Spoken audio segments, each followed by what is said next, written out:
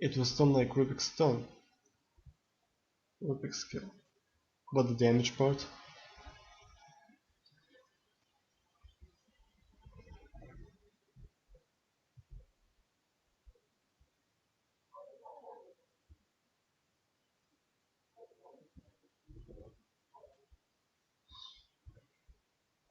All base magic resistance, or do you mean also from items?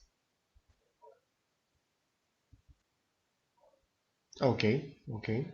So it's the base, okay, okay. And continue please. And after it falls, 30% damage taken in AoE.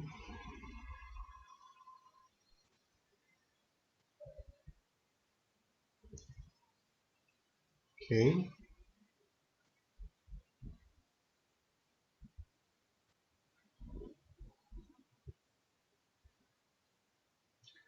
Okay, I see. So it's kind of like Spectre's, what was it called? Dispersion, I think. Her passive ability, which reflects damage, but you collect all the damage and then instantly, okay, okay. Oh, the effects are a bit so much. Lifts the target, reduces magic resistance, throws down the target, disables also the allies around it, and deals damage which is being collected in the first instance when the unit was disabled. Okay. Uh, okay, please continue giving examples. I actually, it is a bit complex, yeah, but it's an interesting ability. Please continue giving examples. Uh, I actually hope the people can read it. One moment. Can it be read? Yeah, I think they can read it. Um, but for those who haven't read it, I'm going to tell them the combo you just mentioned. Okay, let's see. Okay, basically, a good combo is with thermo expansion and superconductivity. Now, to get thermo expansion, you need 2 instances of burn and 1 instance of freeze. Initially from that you will do some damage over time and slow of course. When used, like thermal expansion will um, reduce the armor of the target and deal some damage to it for into the duration that is 8 seconds.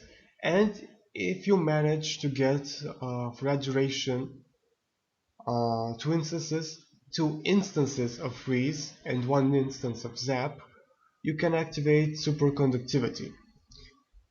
The way it works is kind of like Rubik's telekinesis. You lift the target, all of its magic resistance will be reduced to 0. Well, its base magic resistance will be reduced to 0. And also while being lifted, it will collect all damage dealt to it. And when it's thrown down, it will stun units around it and deal all the collected damage to enemies around it in a small AoE.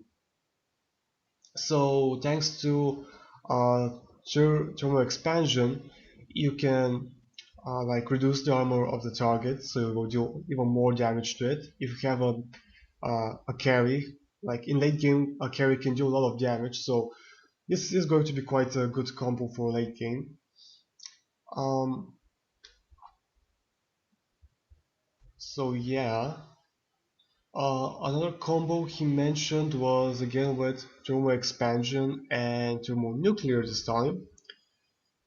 Reason being that thermonuclear deals physical damage, and since thermal expansion reduces armor, thermonuclear will deal more damage.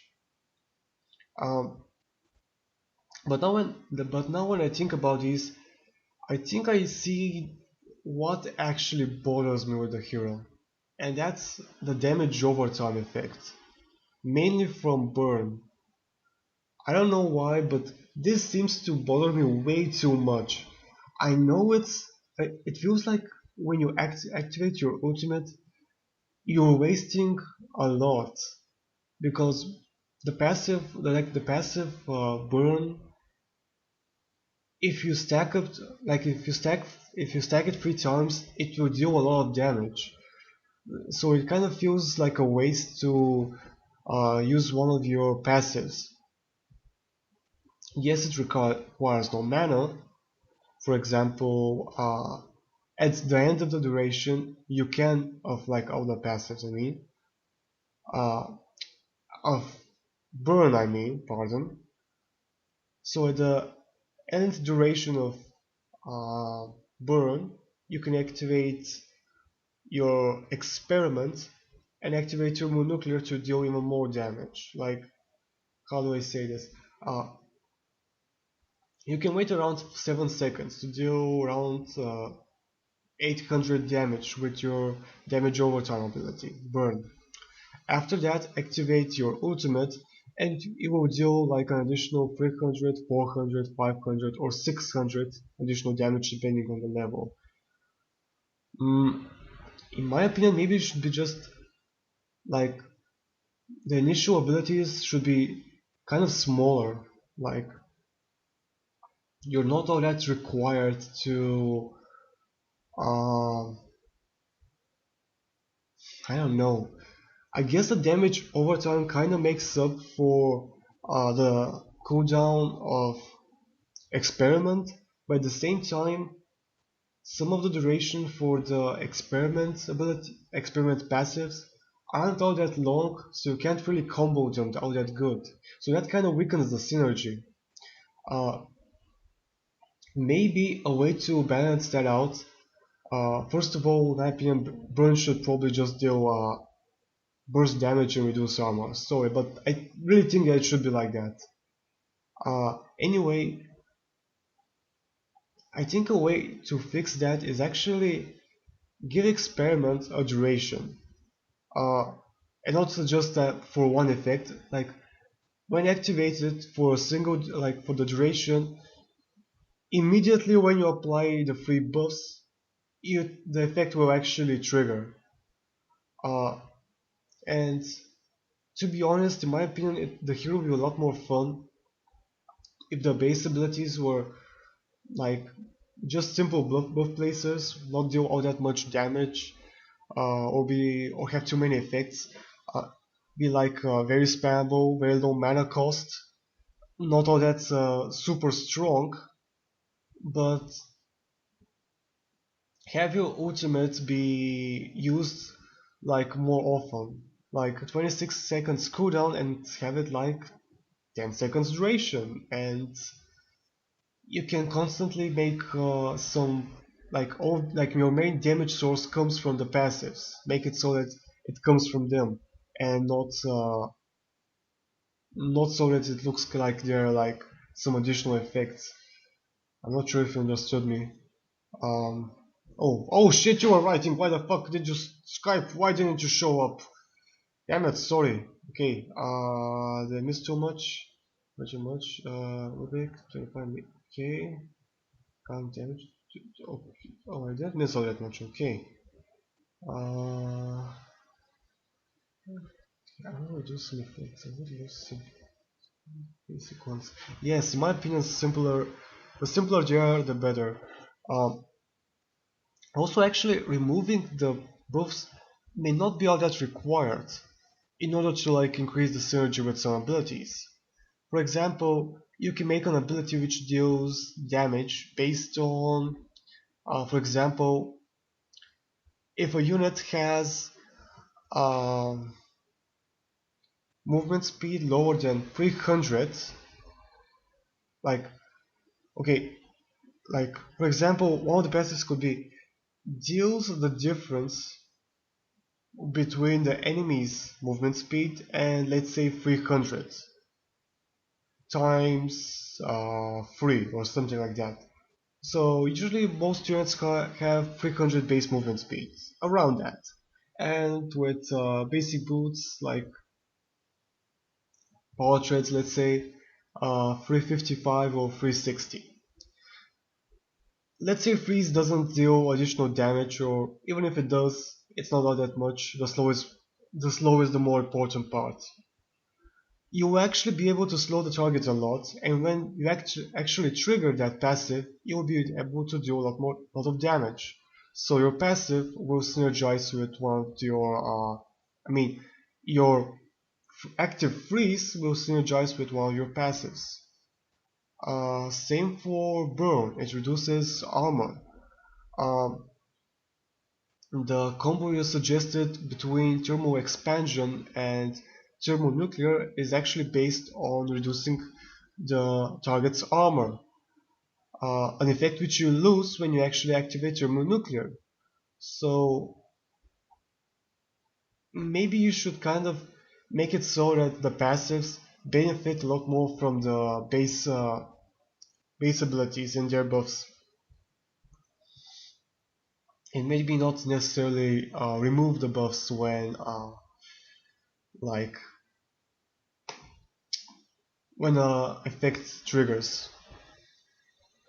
But then codability will be kind of an issue, because if it doesn't remove it, how will it actually detect if you place additional buffs on the target? Huh, how can that actually be made? Hmm, maybe, okay, maybe like I said, when you activate your ultimate, it has a duration, in which time you can make as many, actually no, here's an idea. What if experiment is an active ability, active target ability, not a stealth ability in which like you stack up some buffs and then activate it and the effect triggers? What if like um, it's a active target ability which you use it on a target which has buffs applied on it? That will actually balance out the like balance out one of the issues I mentioned, like stacking up multiple burns on enemies and after that triggering thermonuclear. Like thermonuclear can do a lot of damage, like 1200 AoE damage can be quite powerful. So maybe that will actually help balance it out, because you can also like directly choose which targets will trigger the effect and when will trigger the effect. For example, you may, since maybe you can also, if the effects aren't all that powerful from your actives, you can increase their duration and make a strategy around choosing when exactly to use experiment to trigger those passive effects.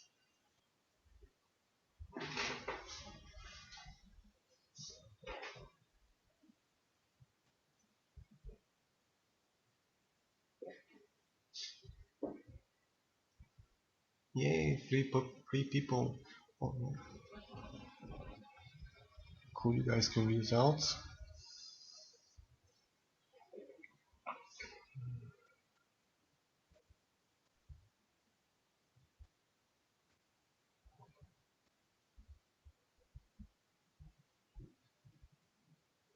Влез в политиката, смени системата.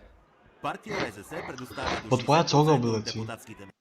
Политиката, смени If системата. it's a toggle Партия ability, РСС предоставя до it's going to be the 60% от same as депутатските. experiment pretty much. Like the current ability, it's not going to change all that much.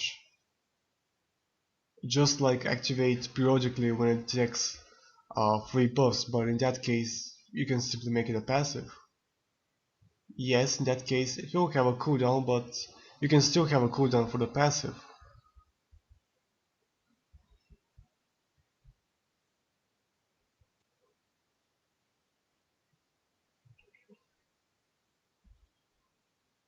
That's why I suggested it to be a single target based ability. You click on the target which has buffs applied and the trigger and an effect will trigger on that unit, on that specific unit, without actually uh, taking into account the other units.